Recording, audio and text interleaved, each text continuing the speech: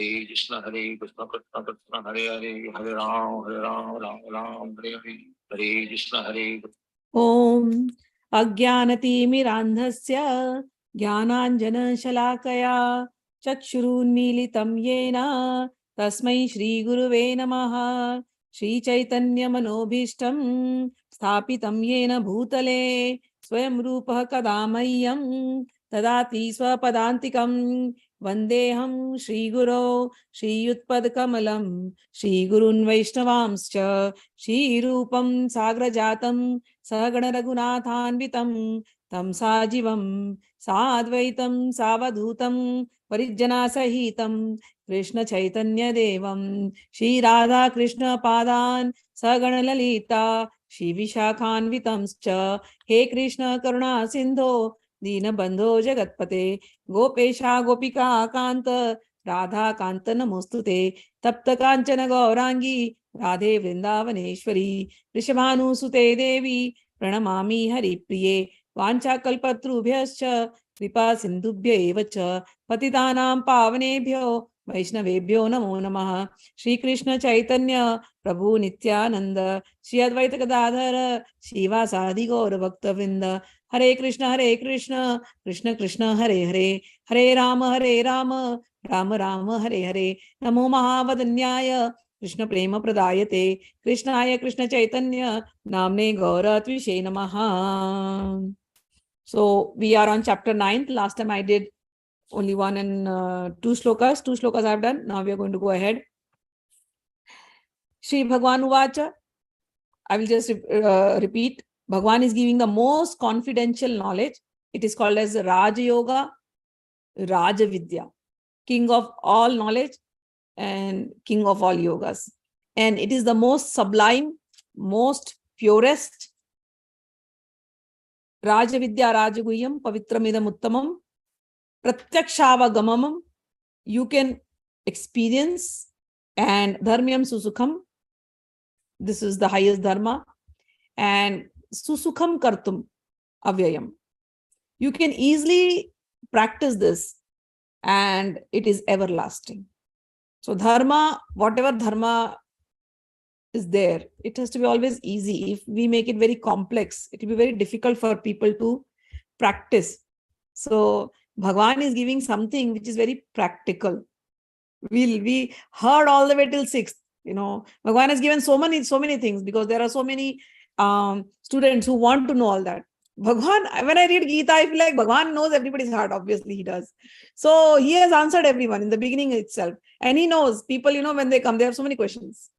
Jnana, this, that. They want to hear something very complex. So Bhagwan, by 6th chapter, he gave everything, whatever was complex. 6th chapter, he has finished everything.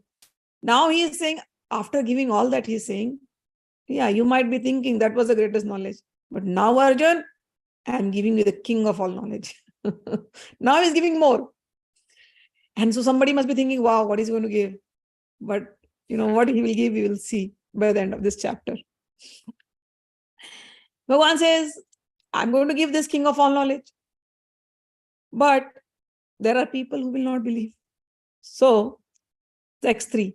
Ashraddhana purusha dharmasya parantapa aprapyamam nivartante mrityu sansara vartmani. Those who are not faithful in this devotional service, in this dharma, cannot attain me, O conqueror of enemies. Therefore, they will return to the path of birth and death in this material world. Bhagwan made it very easy in chapter 8. Remember that, okay? Why is he saying this? In chapter 8, he has already made it very easy for us. He said, remember me and leave the body.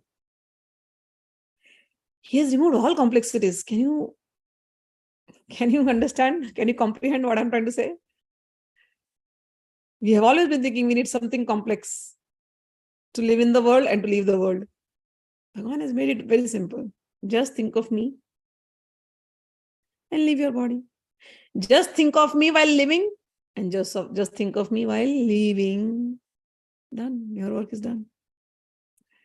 Bhagwan says, I'm saying this so simply, but there are people who will not believe it. So if they don't want to believe it, Bhagwan says, no worries. They will keep returning to this path of birth and death in this material world. There is one shloka in the purport. I want to read that shloka. Oh, this purport is nice actually. Let me read the purport. The faithless cannot accomplish this process of devotional service. That is the purport of this verse. Faith, how is faith created? Faith is created by association with devotees. Now, this association is very important. This also Bhagwan will say in chapter 10, in the next chapter which is going to come. He's going to stress the importance of association. So, faith is created by association with devotees. Unfortunate people, even after hearing all the evidence of Vedic literature from great personalities, still have no faith in God. They are hesitant and cannot stay fixed in the devotional service of the Lord. Thus, faith is a most important factor for progress in Krishna consciousness. In the Chaitanya Charitamrita, it is said that faith is a complete conviction that simply by serving the Supreme Lord, Sri Krishna, one can achieve all perfection. 8th and 9th chapter, very important chapters, very. So this, first 6 chapters and then this 6 chapters in between and the last 6 chapters. So this 6 chapters in between, starting from 7th, 8th, 9th, 10th, 11th, 12th, 7th, 8th, 9th, these are the main essence of the entire Gita, if I can say. So one should not miss the 7th chapter. One should not miss the 8th chapter. And 8th chapter, Bhagwan, when he talks about exiting from the world, nobody should miss. 9th chapter, luckily you are here. These chapters, you must understand what he's trying to say.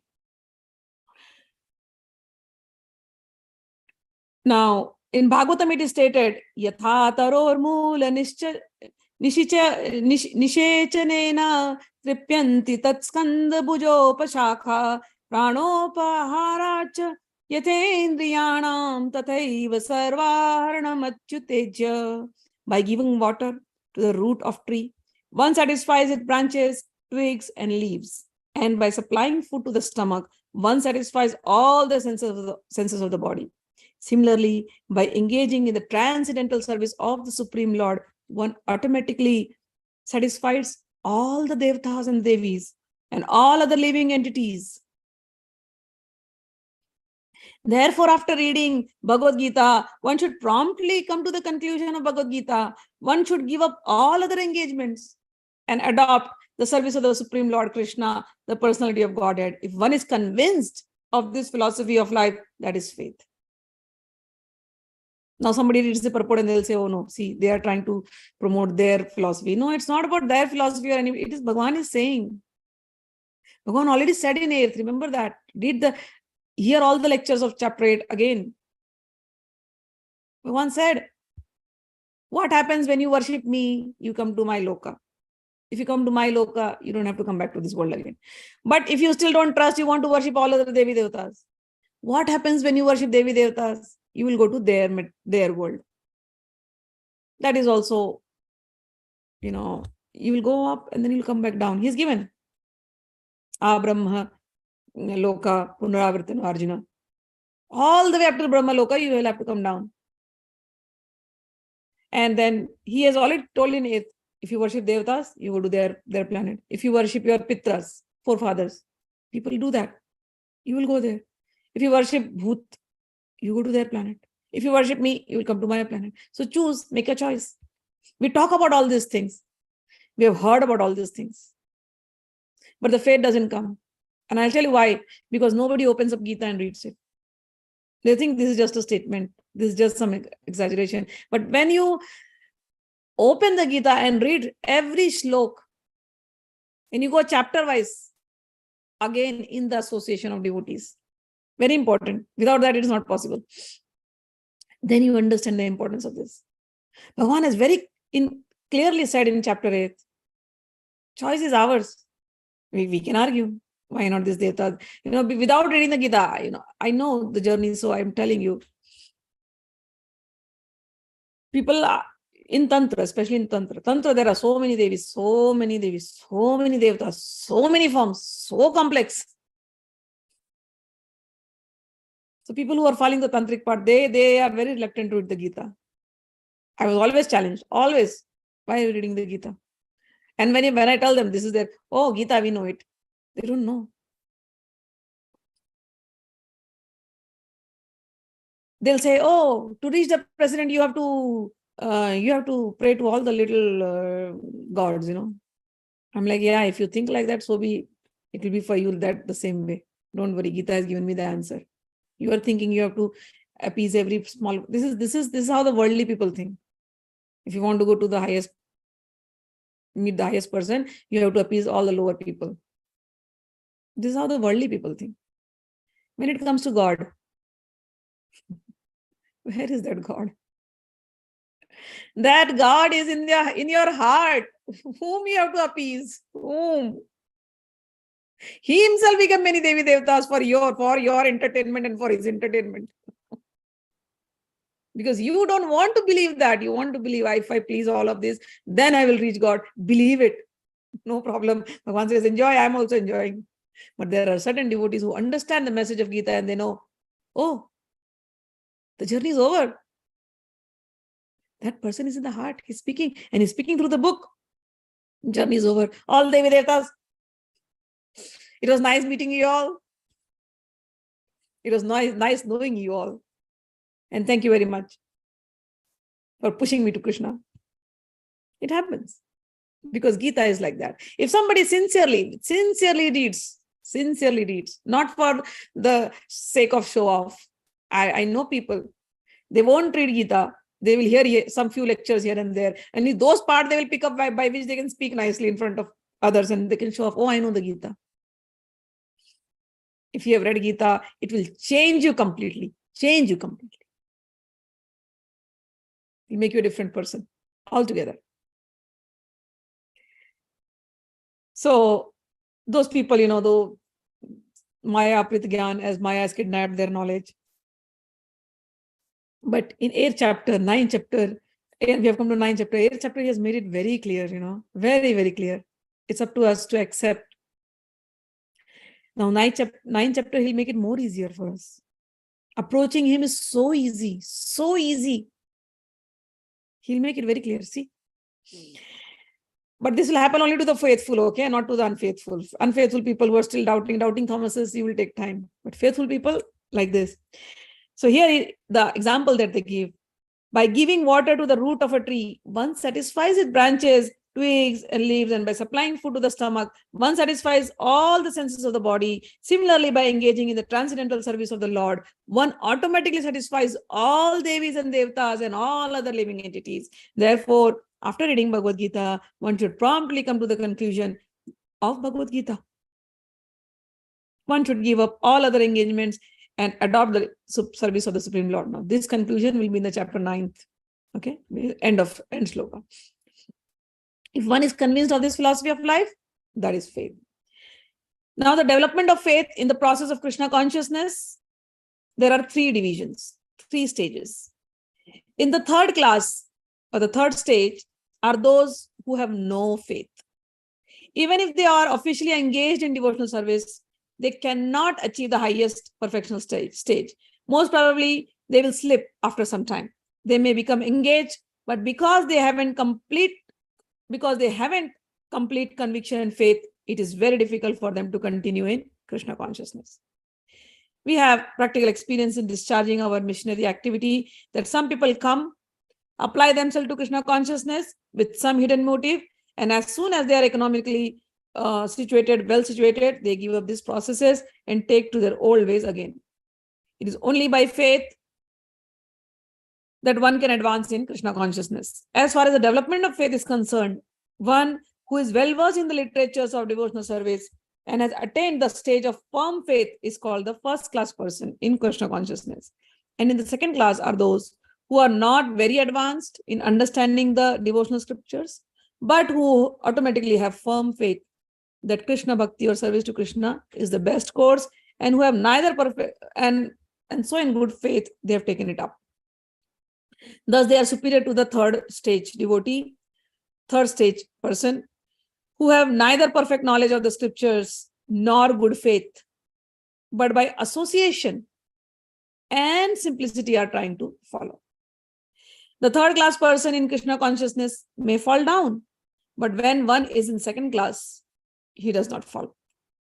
When for the first class person in Krishna consciousness, there is no chance of falling down. One in the first class will surely make progress and achieve the result at the end. As far as the third class person in Krishna consciousness is concerned, although he has faith in the conviction that devotional service to Krishna is very good, he has not yet gained adequate knowledge of Krishna through the scriptures like Srimad Bhagavatam and Bhagavad Gita. So there are two scriptures. One is Bhagavad Gita and the next one is Srimad Bhagavatam.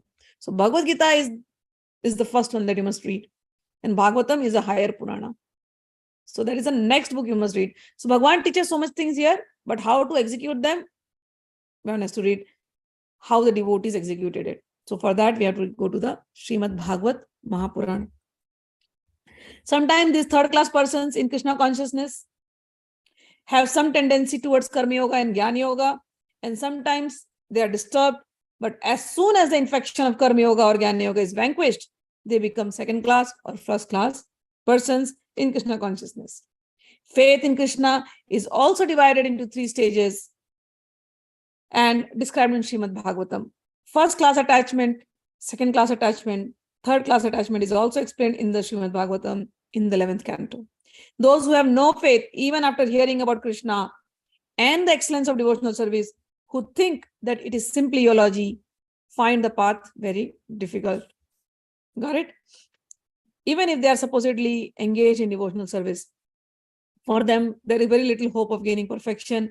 Thus, faith is very important in the discharge of devotional service. Now, Bhagwan will go on explaining. Maya tatam idam sarvam jagat avyaktamurtinam matasthani sarva bhutani nachaham teshavastitaha. Me. He says, by me, in my unmanifested form, this entire universe is pervaded. All beings are in me, but I am not in them. So Bhagwan is there everywhere. He's not seen, he's unseen, but he's everywhere. It's like, and his personality is there. Many people, they talk about, oh, Bhagwan is that unseen person, nirakar, nirguna. So there cannot be any sakar thing of Bhagwan. But tell me, that unseen, nirgun, whatever you call nirakar, he can create so much sakar. Some energy by itself can create so many forms. And it will be formless. How is that possible? So absurd. It's like, you go driving and then there is a traffic light. The traffic lights becomes red, you stand there. After some time, it will become orange and then now it will become green and then you go. You go to another traffic light, it is happening. Everywhere in the country, traffic light is just happening by itself. So if somebody comes to the conclusion, traffic light is by itself. Is it right conclusion? No. Somebody, some department, somewhere is managing it. So that department is managed by itself? No. There are people managing it. So this is what it is. There are Devis, their whole cabinet is there. Bhagwan's cabinet is there. Bhagwan is there. We are getting water, rains. Who is giving the rain? So Ministry of Rain, rainwater, rainfall, Ministry of Rainfall, Indra, cabinet minister. Who is giving us fire? Ministry of Fire, Agni Devata, head of fire department in the universe. Who is giving us this? Who is controlling these water bodies? Oh, Ministry of Water Bodies on Earth, Varuna Devata. He is the cabinet minister. So everything is going. King of all this cabinet minister is Bhagwan. But there is a cabinet. And this cabinet is made up of devatas. These devatas are maintaining everything in the universe. Everything is not nirakar. There is an akar. There are different akars. And they can live in that body in the different form. On this earth itself, you see so many bodies are there. You see an aquatic animal, you see a fish. Fish only can live in water. God gave it that body to live in water. God gave the shark the body to live in an ocean. It didn't give you that body. You cannot live in the ocean throughout. You will need another jacket for it.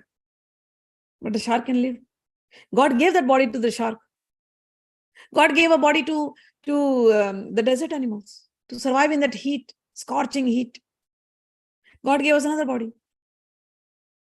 So similarly, God can give bodies to devatas also, whom you are not able to see. Oh, why are we not able to see? On planet Earth, you have different eyes. Look at the cockroach. Cockroach has a compound eyes, like it can see so many images. Like cockroach is such a small thing. The eyes is so tiny. From that one tiny eyes, it can see, it has a compound eyes. It can see so many images in 1 second. We cannot see. We see so many colors. But the dog will only see some few colors. Our senses are not as developed as any other, the dog's nose, no, or any other animal. Owls can see in the night very clearly. We can't. So many things, if you compare yourself with an animal, you don't have them. God made so many things which we cannot comprehend. So we have to accept. What an eagle can see from the top view, we cannot see in our straight line of view. We are helpless. So all these departments are there.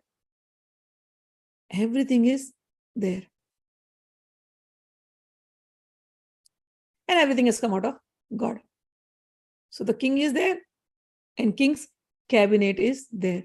So here I'll just read that again one more time. The purport is very nice. Lord Shri Krishna's name, fame, pastimes cannot be understood by material senses. Only to the one who is engaged in pure devotional service under proper guidance is revealed. He revealed. In the Brahma Samhita, it is stated, Premanjana churita bhakti vilochanena santa sadaiva hridayeshu vilokayanti. One can see the Supreme Personality of Godhead, Govinda, always within himself and outside himself if one has developed the transcendental loving attitude towards him. Thus, for people in general, he is not visible. Here it is also said that he is all-pervading.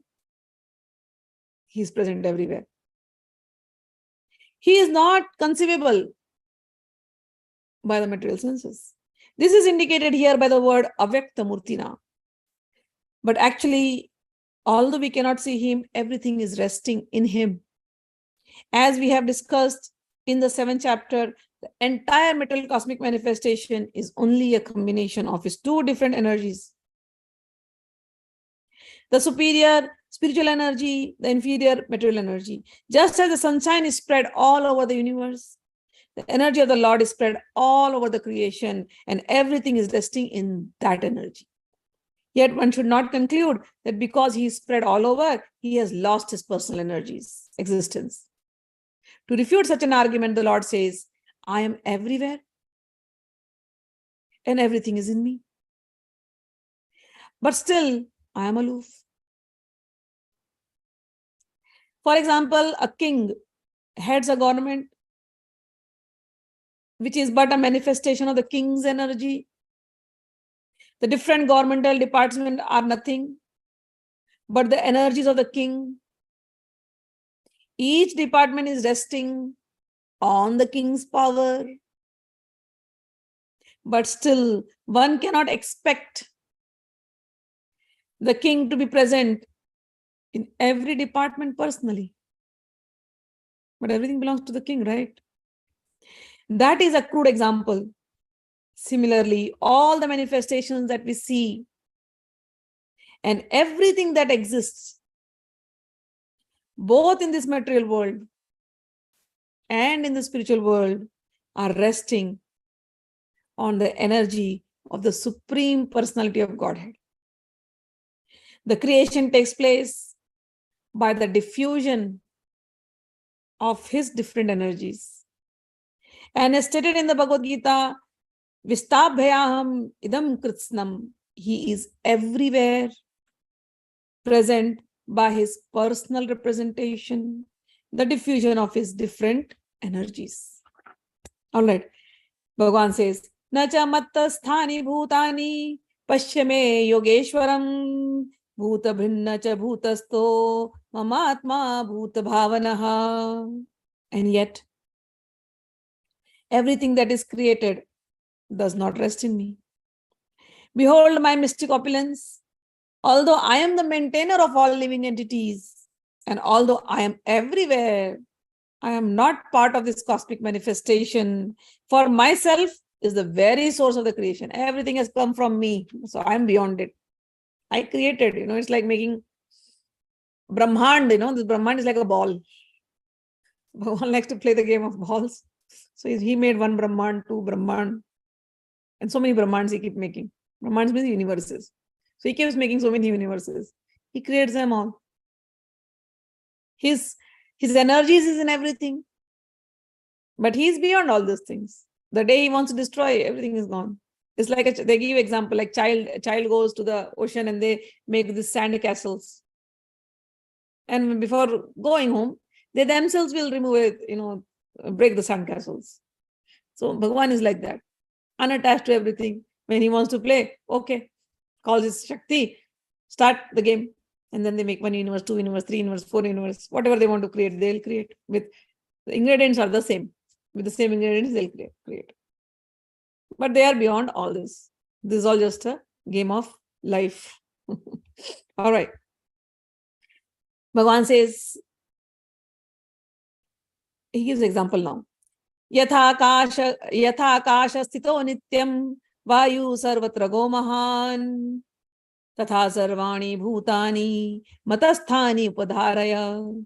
Understand that as the mighty wind blowing everywhere rests always in the sky, all created beings rest in me. So Bhagwan gives an example. You look at the sky. We always think sky is Bhagwan, right? When we ask, where is Bhagwan? We think he's in the sky. He's watching us from the sky. It happens. It's a very natural thing. We think that Bhagwan is sitting in the sky and he's watching us from the sky. And Bhagwan gives an example. Okay. In that sky, the wind is blowing. So wind is resting in the sky. But the wind is not touching the sky. Nothing can do anything to the sky. Sky is sky. Space is space. So that as the mighty wind blowing everywhere, rest always in the sky, all created beings are in me. Just like the wind is in the sky, similarly, all beings are in me. Sometimes we look at our gods and we give them colors. Bluish color is the most common color. We give to Krishna also. We give to Kali also. Nila, Nil Tara, or black we give. Sometimes we give greenish color. And sometimes white, snow, that color. We say our gods are this color. But those color, what is that color? That color is just to represent his omnipresence. So we say, where is God? Oh, God is in the sky.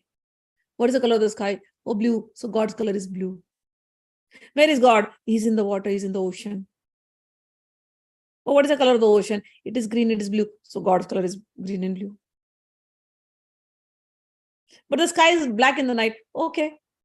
So in the night, God is black. But does God really have any color? That God who created such beautiful things in the world, so many beautiful flowers, so many colors. Now there is butterfly season. You'll see monarch butterflies. They have so many beautiful patterns on them. You look at the parrots. So many varieties of parrots. So many colors. Look at the peacocks. So many different colors of peacock also. Look at the flamingo's color. So that God who has given such beautiful colors and created such beautiful universe, why would that God only assume black color or only have blue color? It is the way we tell he looks blue, he looks black, because we want to tell that he is as omnipresent, just like the sky, or just like the earth, or just like the water, or just like the Kailasha mountains. He is so high. He is so spread out. He is so deep like the ocean. Vishnu is in the ocean because he's so deep. You cannot find out from where he begins and where he ends. You cannot find out the beginning, the end, the middle of Bhagwan. To express his omnipresence, we use all these colors to bring him into a form. Like when you see the ocean from the far, the ocean looks bluish in color from the far, and you go near the ocean, you take the water. Is the water blue in color? No. The sky looks blue, but is the sky blue in color? No. So similarly, Bhagwan, he looks so many colors, but you cannot define him from one color. That's how Bhagwan is. Anyways, let's go to the text 7. Sarva bhutani kaunteya prakritim yanti mamikam kalpaskshaye punasthani kalpado visrajāmyaham. O son of Kunti, at the end of millennium, all material manifestations enter into my nature, and at the beginning of another millennium, by my potency, I create them again. The whole cosmic order is under me. Under my will, it is automatically manifested again and again, and under my will, it is annihilated again and again. But, O Arjun, all this work cannot bind me. I am ever detached from all these material activities, as seated as though neutral. Maya dakshena prakriti suyate sacharacharam hetunanena kaunteya jagadvi parivartate. O Arjun, this material energy, material nature, which is my energy, is working under my direction. O son of Kunti, producing all moving and non-moving beings, under its rule, this manifestation is created and annihilated again and again. Whatever you are seeing in this world comes, goes. Who does it? My energy does it. Maya adakshena prakritihi. So those who are Devi Bhaktas, when I use the word Prakriti, you must know Mool Prakriti, Maya, Yoga Maya, everything is that. So Maya Adakshena, under my direction. Now some people will say, oh, see, Krishna is supreme. She's working under his direction. No, we don't talk like that. We don't talk like that. They work hand in hand, in sync, in sync with each other. So this is what it means. If somebody is serving somebody, that doesn't mean that the other person is becoming higher. Like if there are two friends. I have a friend and I go to the friend's house. She called me for a party. I ate food at her house. So she made food for me. So she served me, didn't she? And I told her, I like so and so food. And so with my instructions, I gave her the instructions, make this food for me. I like this food. So with my instructions, she made something for me.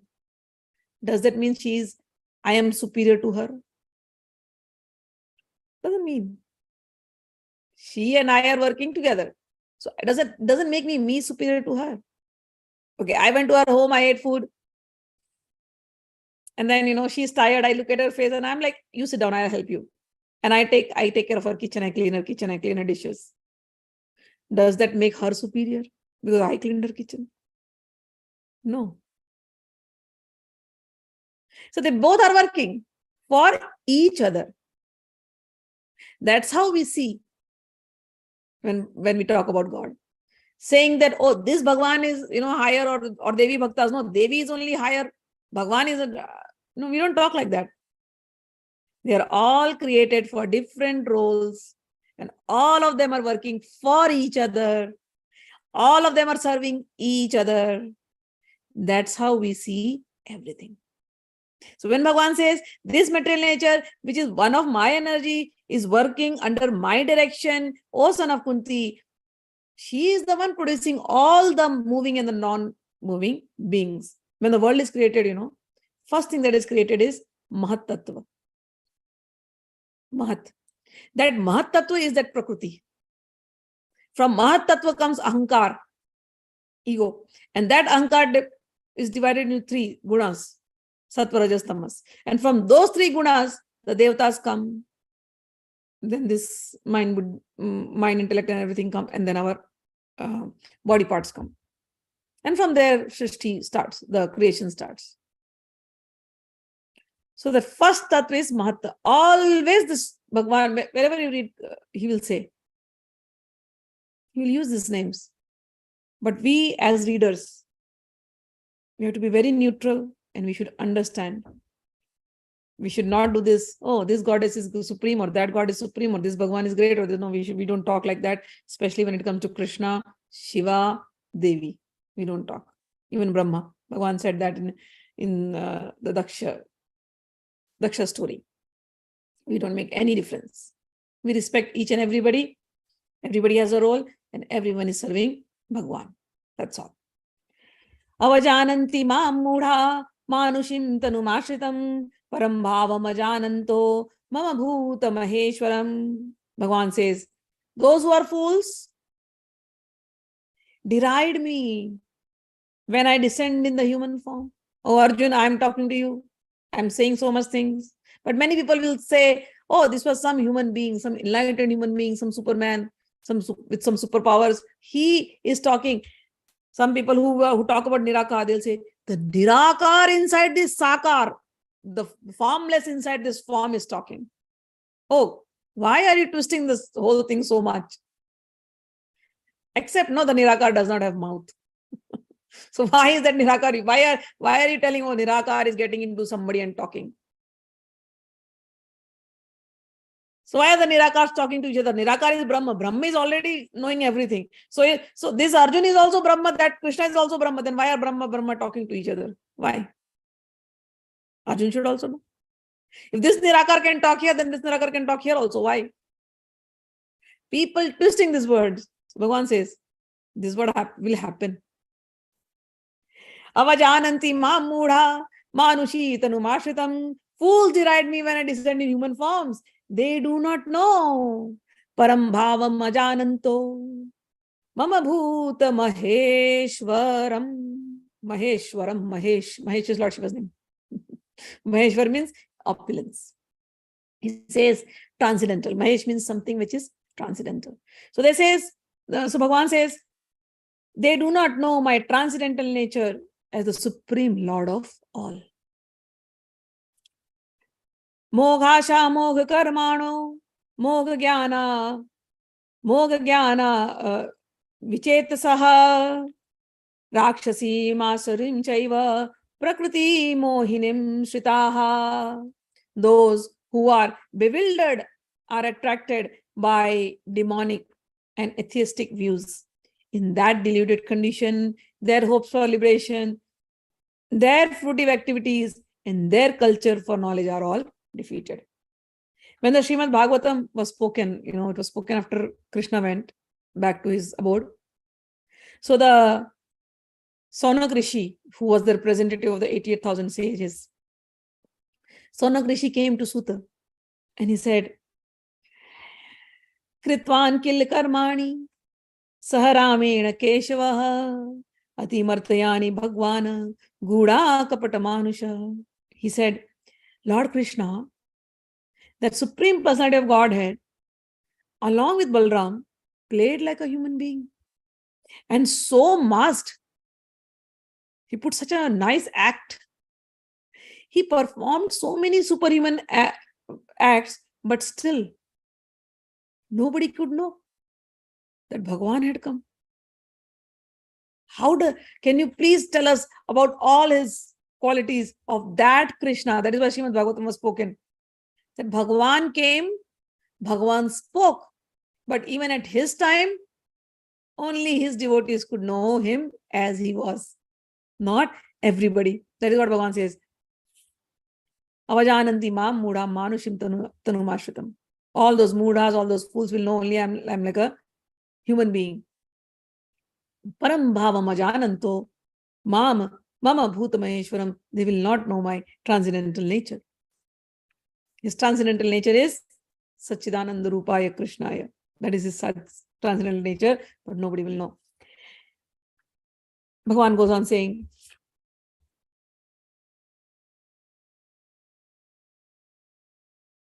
Mahatmanastupam partham devim prakritimashritah bhajanti ananyam manaso gyatva bhutadimavyayam.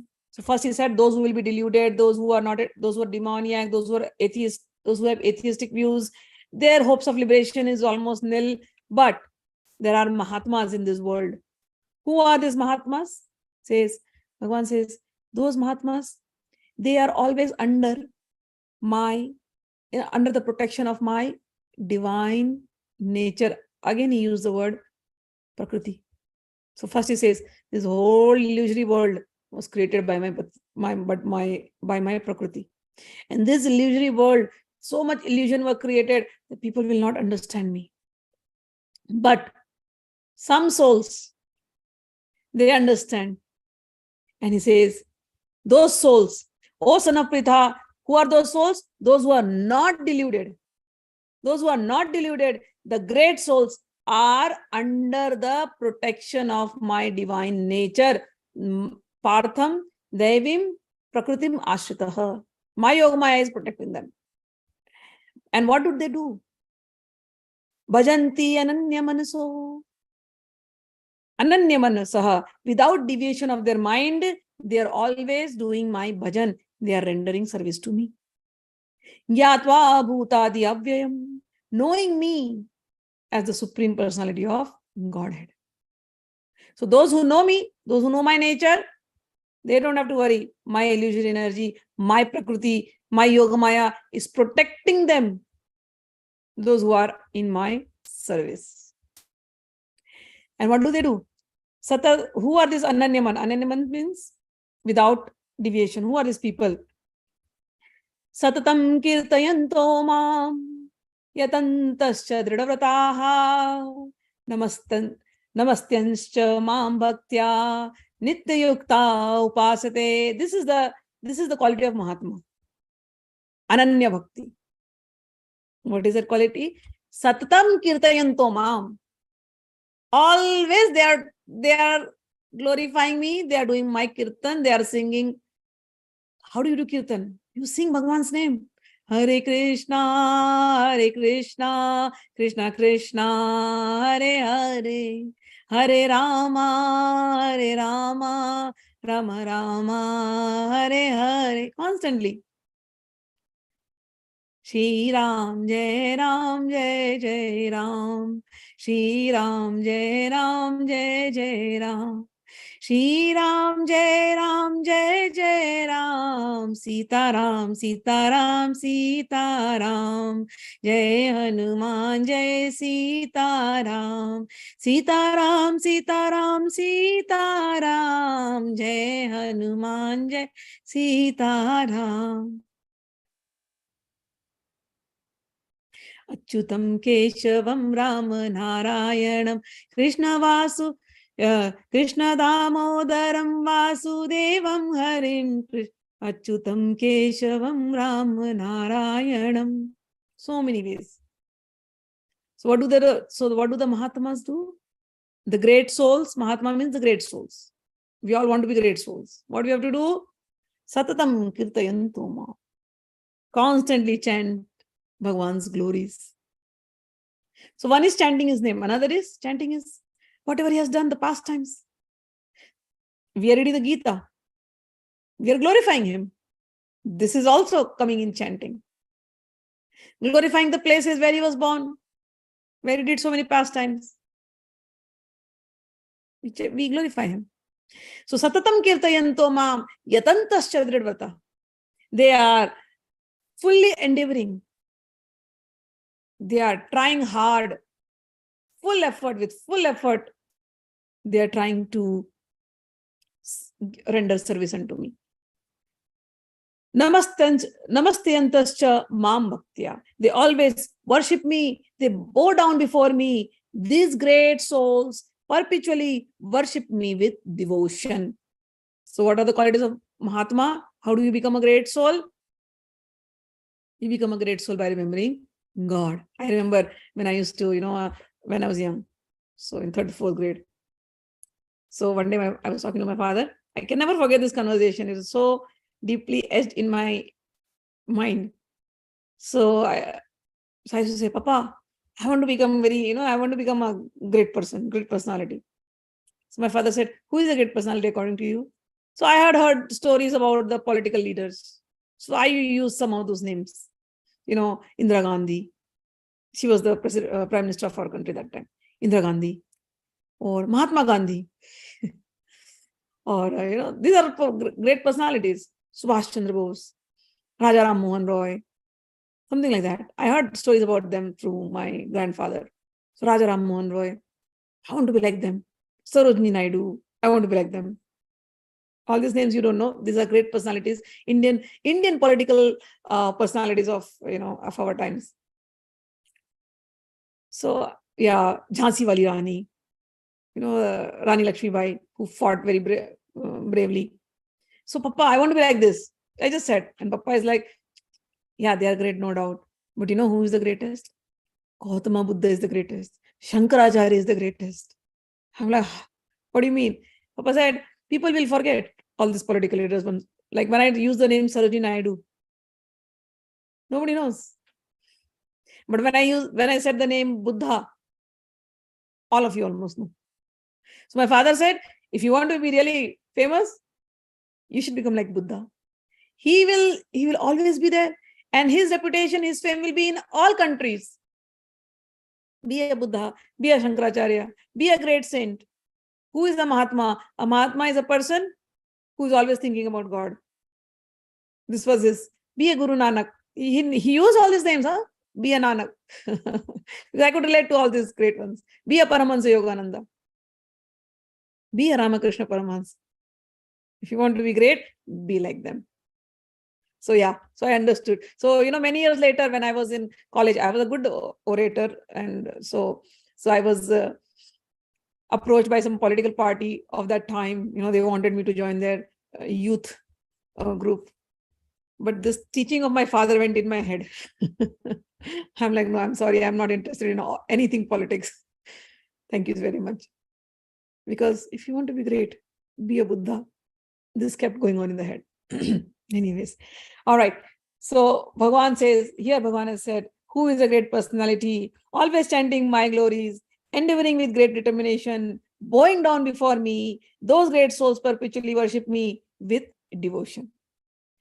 Jnana yagyena chapyannena yajanto mamupasate ekatvena prithaktvena bahuda vishwato mukham. Bhagwan says, others who engage in sacrifice by the cultivation of knowledge worship the Supreme Lord, one without a second, as diverse in many and in the universal form. So here, Bhagwan is acknowledging that there are people who try to worship me, and they are worshipping me through Ved Adhyayan, by the study of the Vedas. So in the Vedas, when you read, there are Purusha Sukta, there are Suktas. Sukta means there is Sukta and there is Stotra. Stotra means poetries. Okay. Sukta means it's like a prose. It's like paragraphs. So in Vedas, there are many Suktas, many paragraphs, which try to describe God's universal form. So Bhagwan says there are certain people who study the Vedas and they read those Suktas, and by the cultivation of knowledge, they are also worshipping that Supreme Lord. That Supreme Lord. Now he's not telling to himself, that Supreme Lord, because they will think I'm a human being. So they are worshipping that Supreme Lord. That also Bhagwan acknowledges. They are also worshipping the universal form. Then he goes on saying, aham kratur aham yajya swadam aham aushadam mantro aham evam evajyam aham agnir aham hutam. Bhagwan says there are others who worship me through various yajnas. So Bhagwan has acknowledged everybody in that time when Bhagwan is there. Very few people are understanding him as Bhagwan. Even Arjuna is thinking he's my friend. And just imagine that time, 5,500 years ago, everybody, whom are they worshipping? Nobody knows Krishna as Bhagwan. So they are worshipping different forms. They are doing yagyas, they are doing vedadhyans, Veda study. So Bhagwan now says, "Oh Arjun, whatever they are doing, let me tell you one thing. I am the ritual. I am the sacrifice. I am the offering to the ancestors. I am the healing herb. And I am the transcendental chant. I am the butter and the fire and the offering. Pitāhamasya jagatō, mātā dhātā pitāmahaḥ, vēdyaṃ pavitramōṅkāram, omkara ṛksāma yajurēva. O Arjun, I am the father of this universe, the mother, the support, and the grandsire. I am the object of knowledge, the purifier, and I am the syllable Om. I am also the rig, the ṛksāma, and the yajurēva. So Bhagwan says, people chant, still there, in those times also. They say Bhagwan is the sound, the transcendental sound, Om. Bhagwan says, yeah, whatever they are thinking is right. I am Om, but they do not know. They'll think I am a human person, but that Om is me. Then there are Arya Samajis, they don't believe anything. They'll only believe in Havan, Yagya, Arya Samajis. They think Bhagwan is Havan, Bhagwan is Yagya, Bhagwan is the fire. Bhagwan says, yeah, they are thinking right. I am the fire god. Yes, they are right. But they do not know that this body is fire god. They do not know. They are right. They are doing whatever they are doing is right. Then there are people who are only chanting Rigved, Samved, Yajurved. Bhagwan says, yes, they are right. But they do not know that the goal of that Vedas, that knowledge, that Jnana is me. They will think I'm just a human. But whatever they are doing, they have faith. They are looking for that supreme form. Though they are not realizing it, but they are looking for that supreme form. But Arjun, you are my devotee, you are a Mahatma. You should not be covered by the illusory energy. So I'm telling you, everything I am. I am the goal, I am the sustainer, I am the master, I am the witness, I am the abode and the refuge and the most dear friend. This is what I like about everything, whatever he says. Here is what I like about Krishna. Gatirbhartā prabhuḥ sākṣī nivāsaḥ śaraṇaṃ suhṛt prabhavaḥ pralayaḥ sthānaṃ nidhānaṃ bījamavyayam. I am gatirbhartā, I am the one sustainer, I am the Lord, I am everything. But Arjun, I am suhṛt. Those who are doing all these things, I am their friend. I am your dearest friend. tapāmyahamahaṃ varṣaṃ nigṛhṇāmyutsṛjāmi amṛtaṃ chaiva mrityuscha sadasachaham Arjuna. O Arjun, I am the one who gives the heat. I withhold and send forth the rain. I am immortality. I am immorality, and I am also death personified. Both the spirit and matter are in me.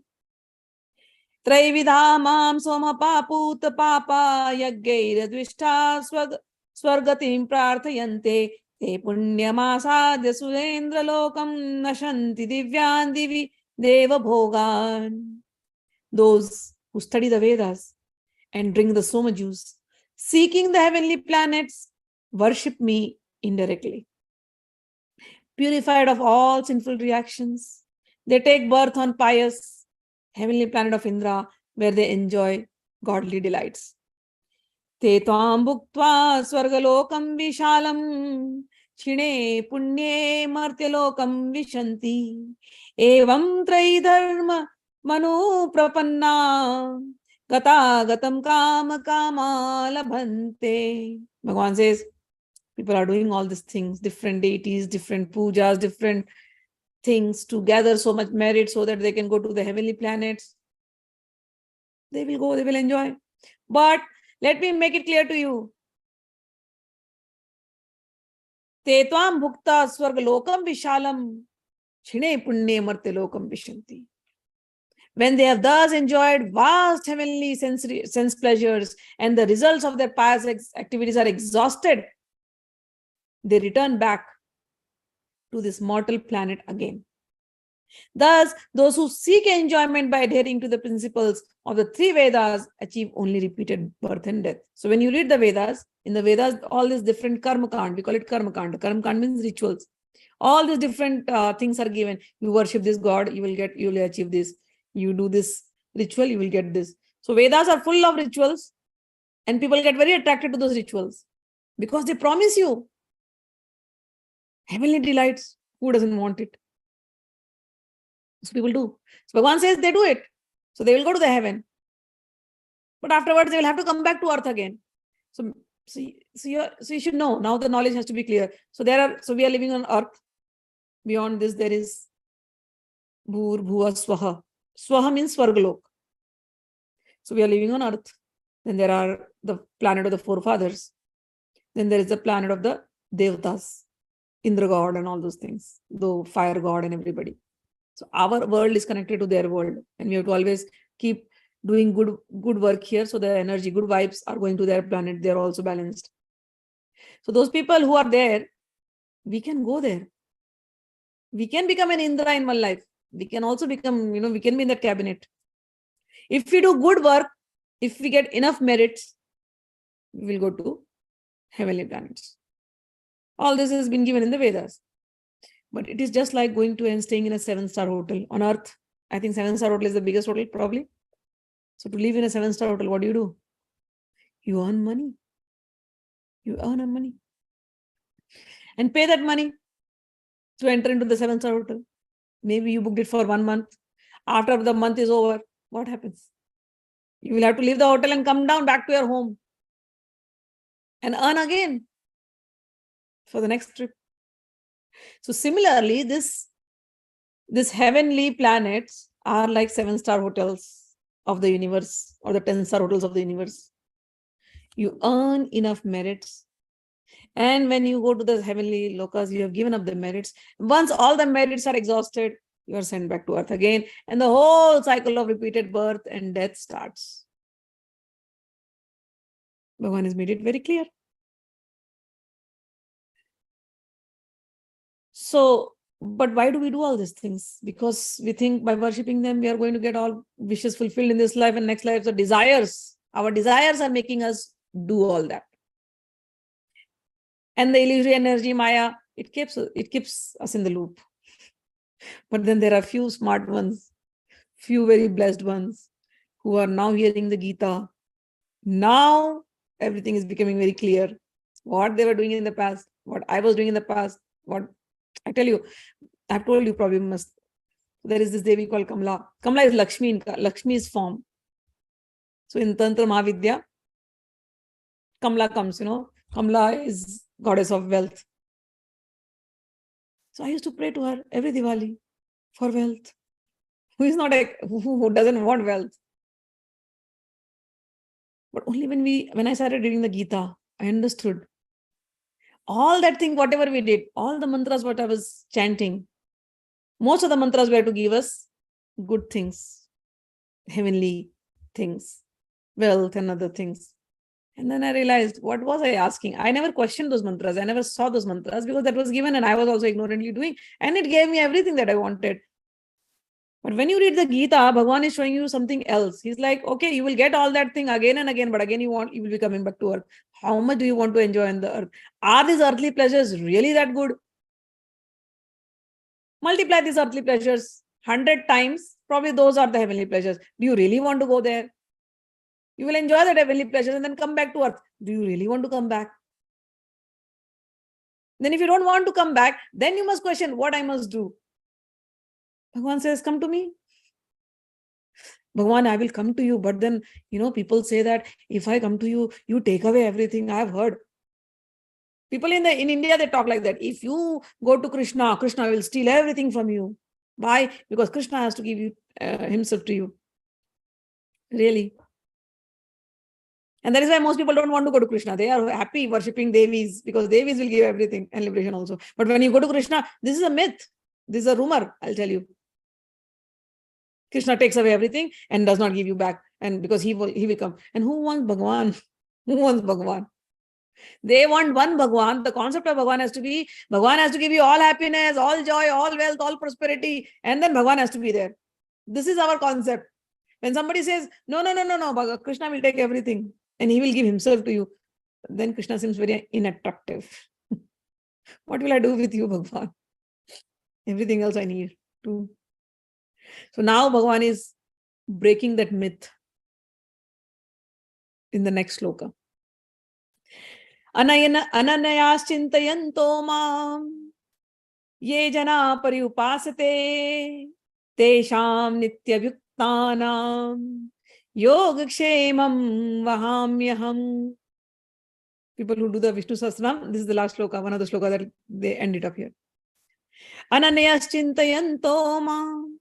Those who always worship me with exclusive devotion, ananyas chintayanto mam. They have no other object but me. Those who always worship me with exclusive devotion, meditating on my transcendental form. Tesham nityabhyuktanam. To them, I carry what they lack and I preserve what they have. So now come out of that fearful state of mind that Krishna will take away everything. What is he saying? What is he saying? He says, to them I carry what they lack. What you don't have, he will provide. But Bhagwan, I heard you take away what I have. No, my dear.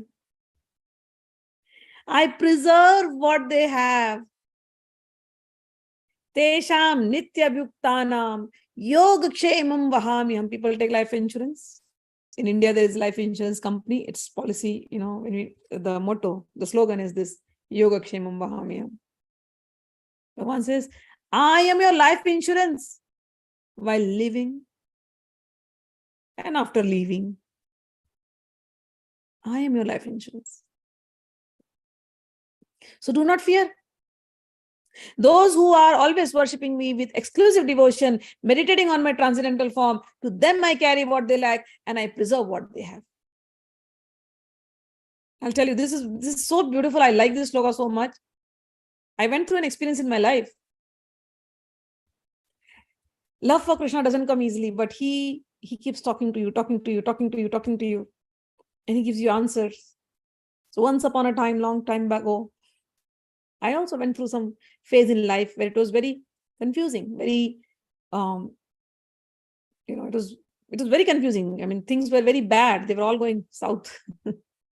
So I sat down in my meditation and I started praying to all the gurus, that why am I going through this phase? Why my family is going through this down phase?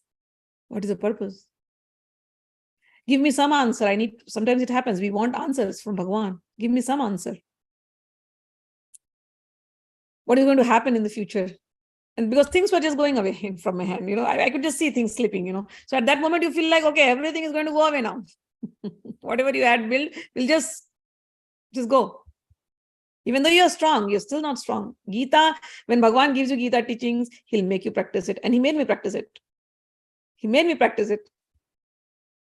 So I was going through that phase. I am chanting day in and day out, Lalita Sahasranam, this, that, and I'm believing that because of all that, I got everything, whatever I had. And now everything is slipping out of hand. And there is, you don't even see a ray of hope. You're so afraid. And I started praying to my gurus, show me something, some way. What is happening to my life? What is happening? Please help me. And at that time, I prayed like this to gurus, and I was like almost in tears. When you are in tough times, you cry. And then I came out of my meditation, and then I went to the mailbox. So in the mailbox I opened, and there was a mail that had come from one of my very long friend. She was the only one for 17 years. This lady, her name is Bonnie Wolfup, Bani Mataji. She was a Jewish lady. With her, 17 years we have both read Srimad Bhagavad Gita on phone. So a letter came from her. in the mailbox. And in that, she didn't know what I'm going through. We were having classes, but I would never discuss my problems with her. Never. We just have 1 hour class, and we are in our world. I never ask people what is their life. Nothing. That's not me. So she didn't know what I'm going through. But a letter has come from her. And in that letter, she has written this shloka. I just got up from a meditation that God, what is happening? What is happening? Tell me what is going to happen. And then I open the mailbox and I see that letter from my friend. And in that, she has written in a very beautiful calligraphic handwriting. And she's writing this shloka. Ananyaschintayanto mam ye jana pariupasate tesham nityabhyuktanam yogakshemam vahamyaham. I can never forget this. He says, those who worship me with exclusive devotion, meditating on my transcendental form, to them I carry what they lack. And I preserve what they have. Oh, I tell you, tears are rolling my eyes, down my eyes. I'm like, now I am now not worried. I went and I told my husband, things are going to be okay. Don't worry. And then my father calls after an hour. He's like, Baba Buddha ji came in my meditation and he told, Rinku ko bol dena kuch nahi hone. Rinku is my nickname, okay? Rinku ko bol dena kuch nahi hone wala, wahi ki wahi rahegi, sab kuch uska acha hone wala. Like my great guru, my father's guru, he appeared to my father and he told, tell Smita, everything is going to be all right. She does not have to worry. So my father calls, don't worry, everything is going to be all right. I'm like, Papa, I just got this mail, so I believe, and now you're confirming it. I believe that also. And then in the same night, I'm seeing a dream that I'm going in some building and in that there's a home and I'm seeing that Yukteswar is sitting there. And I'm in a lift, I'm in an elevator and somebody's pushing me. That person is like, go, Yukteswar ji is there. And I'm like, Yukteswar ji has left his body. You don't, in my dream I'm talking, okay? Yukteswar ji has left this body. How can that be Yukteswar ji? And this person just pushes me, no, go. So I went there and I sit there. And I see Yukteswar ji, and Yukteswar ji is like, okay, give me your husband's horoscope. I'll change it everything. And he takes the horoscope and he's changed everything. And within 1 week, I'm telling you all this that has happened. Within 1 week, the stars started working in our favor. I could see everything changing. So Bhagwan answers. Bhagwan answers. When we sincerely pray to him, he answers. So this shloka, I can never forget. At that time of distress, you called him. He replied. And he did everything, whatever I wanted, good for me and my family. So Bhagwan says, meditating on my transcendental form, to them, I carry what they lack. And I preserve what they have. Ye api anya devata bhakta yajante shraddhanvita te api mameva kaunteya yajanti avidhi purvakam. Bhagwan says one more thing. Those who are devotees of other gods and who worship them with faith actually worship only me. O son of Kunti, but they do it avidhi purvakam. Avidhi purvakam means they do it in a wrong way. This shloka also, because see, I'll tell you, when I'm going through a bad phase, everybody looks at our charts, me, my husband, my kids. Everybody's charts are the stars are in a bad position. So obviously everybody will say, oh, worship Rahu, worship Mangal, this, that. And you're doing all that, but still nothing is happening good. And this experience I go through. Now this shloka comes. I think during that time was the first time I gathered the courage and I told my father, I'm done. I am not worshipping any of these planets. Because I believe in what Bhagwan says. Ananyas chintayanto mam yoma jana paripasate. I will, those who worship me, I believe in the first shloka, and I believe in Bhagwan's word when he says, yes, you are worshipping others. Okay, that faith was me. But that worship is avidhi purvakam, my child. You don't need anyone when you are with me. If you water the roots, everybody else will be satisfied. But this faith, to gather this faith, to develop this faith, you have to go through the experience of life. It doesn't come by words. That confidence, it doesn't come just by reading. You will read it and you will ignore it. But it came to me because Bhagwan wanted me to practice. Those who are devotees of other gods and worship them with faith actually worship only me, O son of Kunti. But they do so in a wrong way. Avidipurvakam. Aham hi sarva yajnanam bhokta cha prabhureva cha natu mama vijananti tatve nataschavantite. I am the enjoyer and the master of all sacrifices. Therefore, who do not recognize me, my transcendental nature, fall down. And Bhagwan says this one. Yanti deva vratan devan pitrayanti pitravrataha bhutani yanti bhutejya yanti mad yajino apimam. Those who worship the demigods will take birth among the demigods. Well, when people were giving all these worships to me, all these vidhi vidhans, nobody was teaching this. Nobody. Go and ask the astrologers. They'll tell you, worship Shani, worship Rahu, worship this, that. They'll say, worship this Devi, worship that Devi. Are they talking about this statement? Yanti deva vrata devan, pitri yanti pitravatan, bhutani yanti bhutejya, yanti mad yajino mamapi. Are they talking about this? Are they giving you this knowledge?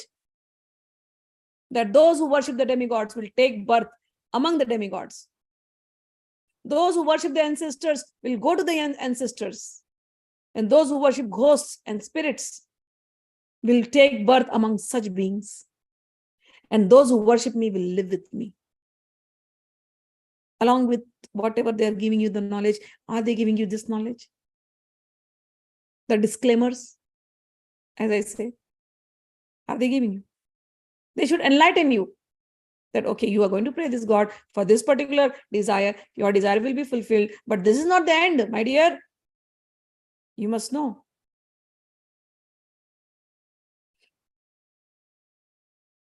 Here Bhagwan is very clearly he's saying. So what happens when you go to Devlok? Bhagwan has told it previously. You will come back again in this cycle of repeated birth and death. And the same desire, same problems, what you are going through is going to go again. You want to have it? Have it, no problem. No, I will wear. There was a village I went with my father. In that village, everybody worships only their ancestors. And they literally tie their ancestors in their homes. So if your father died, so before that they must have tied their grandfather. So then they'll tell the grandfather to go. Now the father's soul will be tied to the house. This process in a village in Rajasthan. They are worshipping their ancestors because they believe that the ancestors are going to protect us. Okay. Worship the ancestors, no problem. At the time of death, you'll go to the ancestors' place. If you're happy, no worries. Again, all of you will together come back to this earth. You want to do that? Do it. Some people are like, okay, no ancestors, no devatas. We will worship the ghosts. And they worship ghosts. Now that is the worst. If you worship ghosts, you are going to their loka. There is a sadhana called Karn Pisachini sadhana. So in that Karn Pisachini, you have to worship a female spirit, female ghostly spirit. And you have to literally, even doing that sadhana, you have to live like a ghost. You have to drink urine, you have to eat your own potty, you should not take bath, you should live dirtily. Like how dirty people live. Then only the ghost will come near you. You have to smell dirty, you have to drink. Then only the ghost will come only near dirty people. Bad vibes. If you have good, strong vibes and wearing good, nice perfume, ghost will not come near you. So to worship that female spirit, and once you worship that female spirit and the female spirit is in your control, that spirit will tell you about the past of everybody who comes near you. So you are a siddha. You can talk about everybody's past very accurately, but you will not be able to tell the future. But then you will make money out of the whole business. So there are people who do all this. I've seen it. This is all not good worship. So Bhagwan is clearly told here, your choice. You want to worship them, you go to their lokas. If you worship me, you come to my lok. And if you come to my lok, you don't have to, my lok means my planet. Then you don't have to come back to this earth again. Your choice. Okay, Bhagwan, agreed. I want to come to your choice, to your loka, your planet. Bhagwan, I am now confident you are not going to take away everything from me. I know you are Hari, you are stealer of everything, but I am very confident now after this lecture that you are not going to steal anything. But Bhagwan, how do I worship you? Because so far I am so used to worshipping the devatas. There are complex techniques, complex yantras, complex. I have to look for muhurtas. I have to give them so many offerings. So Bhagwan, your worship is also must be very complex, is it not? Bhagwan says, listen, patram pushpam phalam toyam yoma bhaktya prayachati tadaham bhakti upratam ashnami prayatātmanaḥ. If one offers me with love and devotion a leaf, a flower, a fruit, or water, I will accept it. No complex rituals, no thinking of the auspicious times, no how much anushthan, how much nothing. He says, with love and devotion. Number one thing. What? Love and devotion. Just offer me these 4 things. A leaf. Everybody, everywhere it is available. Everywhere. A tulsi leaf, you offer it to him, he's happy. If not tulsi leaf, you have spinach. Make nice spinach sabji and give it to him. Gauranga Mahaprabhu used to like spinach. So saag, give it to him. You eat saag every day, we consume. So when we are consuming that leaf, consume. Bhagwan is eating. He is happy. Okay, no, Bhagwan, I can't give you leaf. I don't have tulsi around me. People said only you only like tulsi, so I don't have tulsi. Okay, no worries. Give me a flower. You have some flowers in your area? Oh, Bhagwan, I live in an area where there is no flowers also. Okay, no worries. You have some fruit? Yeah, Bhagwan, I have fruit, but then I have to go to the shop to buy the fruit. From where will I get the fruit? What if I don't get fruit?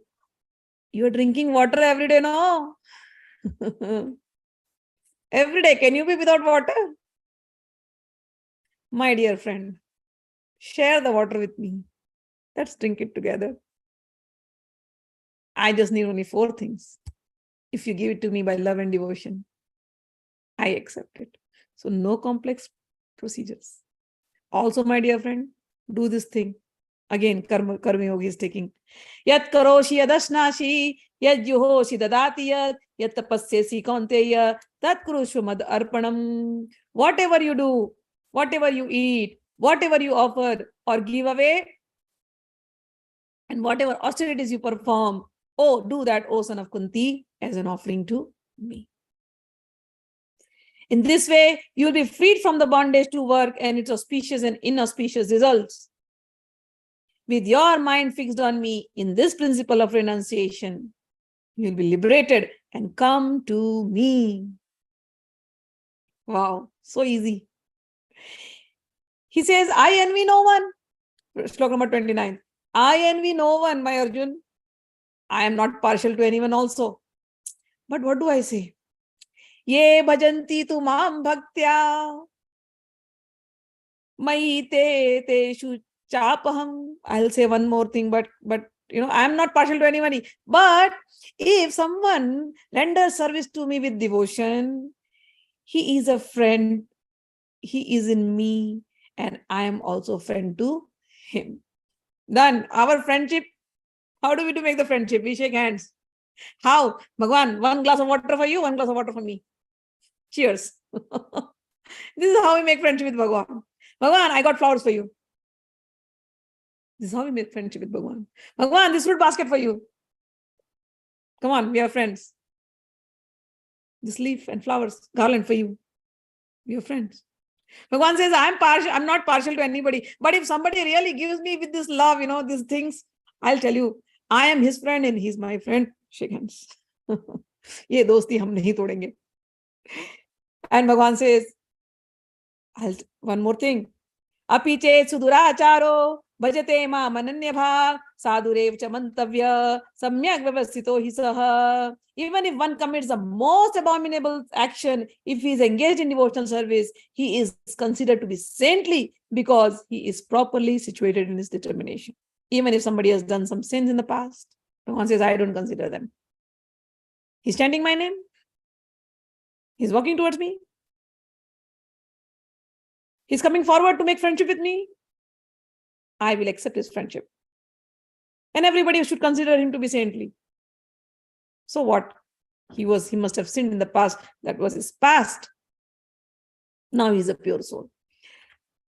So even if somebody commits the most abominable action, if he's engaged in devotional service, he is to be considered saintly because he's properly situated in his determination. He quickly becomes righteous and attains lasting peace. O son of Kunti, boldly declare, my devotee never perishes. O son of Pritha, those who take shelter in me, although be of lower birth, women, Vaishyas and Shudras, can attain the supreme destination. How much more this is so of the righteous Brahmanas, the devotees and the saintly kings. Therefore, having come to me, to this temporary miserable world, engage in loving service unto me.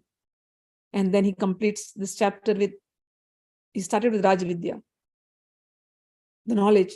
And what is that final knowledge? He says, Manmana bhava mad bhakto madhyaji mam namaskuru mamevashyasi yuktaitvam atmanam matparayanam. Engage your mind always in thinking of me. Become my devotee.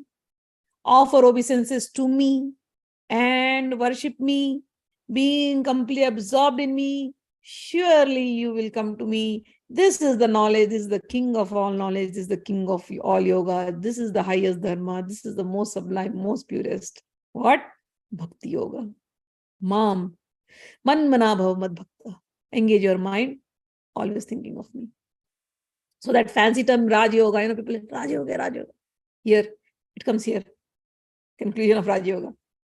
Always thinking of me, become my devotee, offer obeisances to me, worship me, being completely absorbed in me. Surely you will come to me. Thus ends the Bhaktivedanta purports to the 9th chapter of Srimad Bhagavad Gita in the matter of the most confidential knowledge. So here we end the class.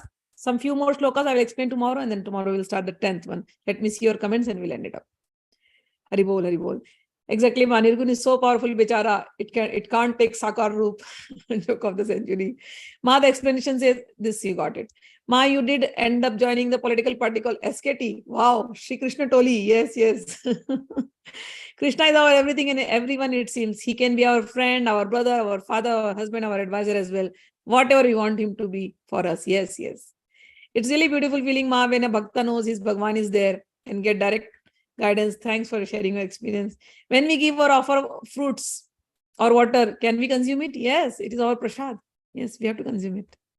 Cause it at a lot of times are given to cows and plants. The extra ones are given to cows and plants. But we are also Bhagwan's cow, my dear. What is a cow? Cow is Gai. Gai is go. Go is this indriyas, this senses, the mind. That is go. And the one who is taking care, maintaining this body, this indriyas, this go is Gopal. So when we give that to Gopal and we take this, we are his guys, we are his cows. Getting it?